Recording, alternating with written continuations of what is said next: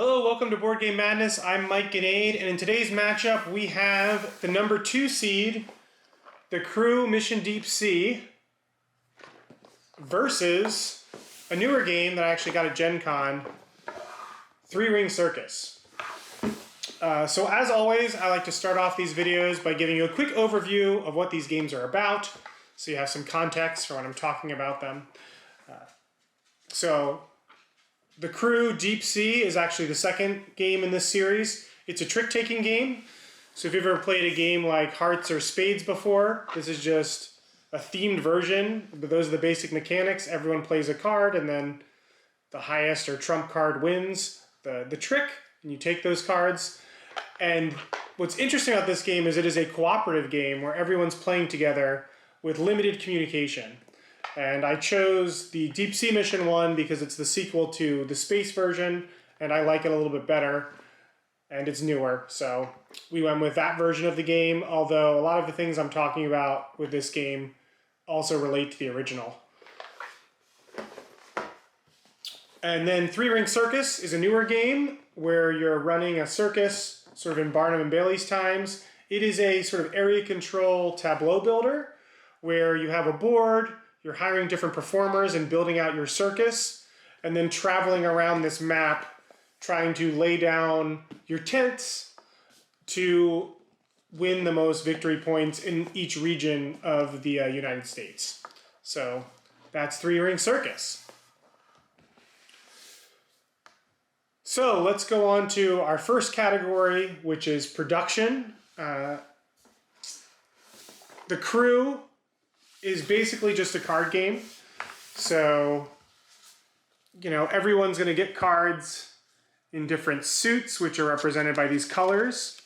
And then you have these submarines, which are trump cards. But, suits are just colored like pink, green, yellow. And they're numbered like 1 to 9. The one thing this game does better, in my opinion, than the previous version is you have a deck of these objective cards, and then you flip over and they just tell you the different objectives you need to meet for that particular mission.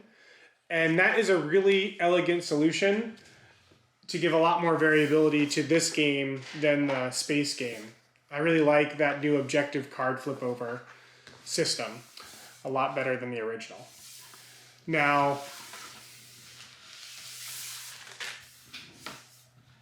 grab this stuff, it's a little further away. Now moving over to 3 Ring Circus, everyone gets a board. They fold out. This is where you place all your workers. Not your workers, your performers. And you'll see here the art style is a little different. And you've got all your different performers with their different symbols and actions on the bottom. My favorite component for this game is actually the little tents that you get and place on the board.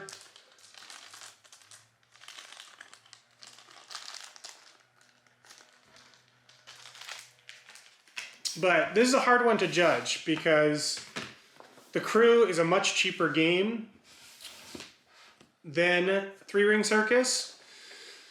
So obviously this has more bits and is a pricier game than this. There's nothing that this game does wrong.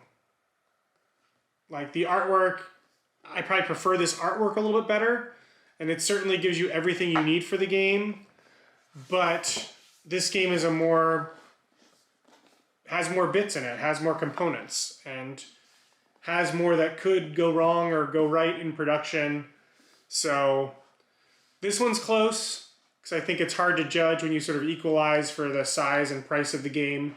But I do really like 3 Ring Circus's overall aesthetic and timeliness of the era it's portraying.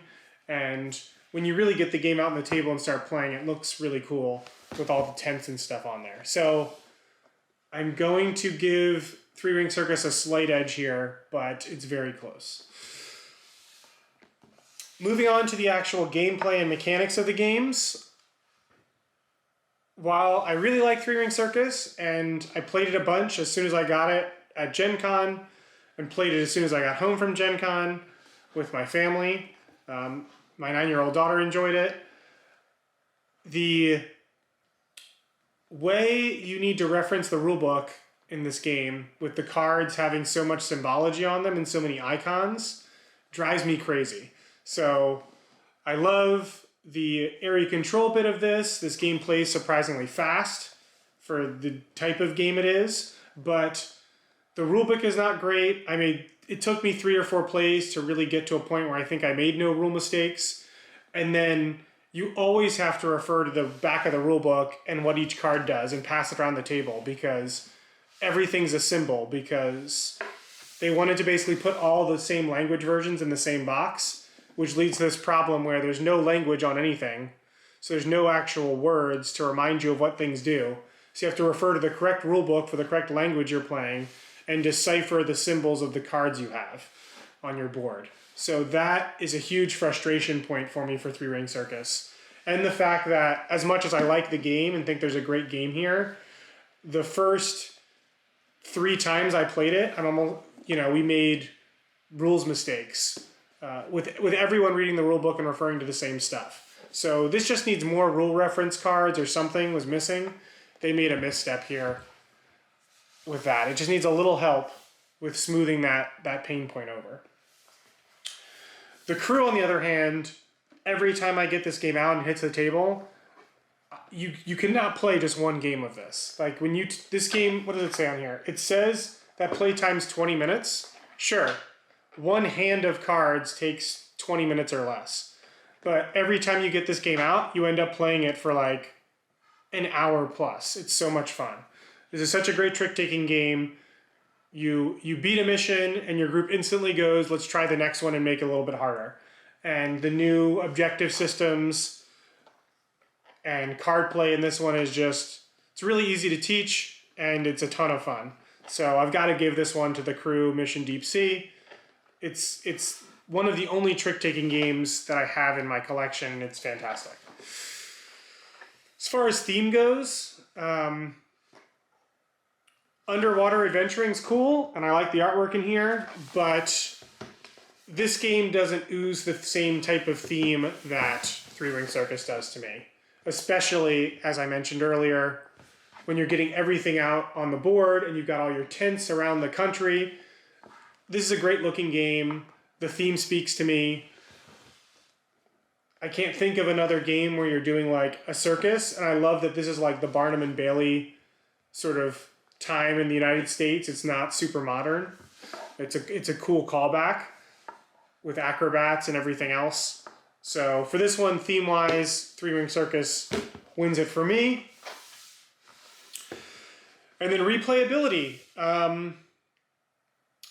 Replayability, I think I would have to give to the Crew Deep Sea as well. Again, like I mentioned, when you put it on the table, you're just playing it over and over and over again. The way you can play different missions and draw different objective cards to it means that you can play the same mission over again with different objectives, and it's still fun. And just the game as a whole is just so fun. Whereas Ring Circus, the first few plays are very frustrating, and I think once you get past that, there is a great game here. The engine building's fun. I like getting my circus to perform better and better. And as you play, the first time I played it, we felt like the game was over way too fast, and we misinterpreted a rule about gaining money, which really slowed our engines down.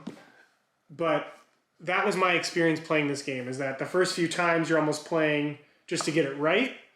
And then once you've mastered it and you've smoothed out all the rules, there's not a lot changing the game to game. I really like it, but I don't think there's a lot of difference from game to game in what you're doing overall. This could use a few more cards for your performers to play with as well, in my opinion.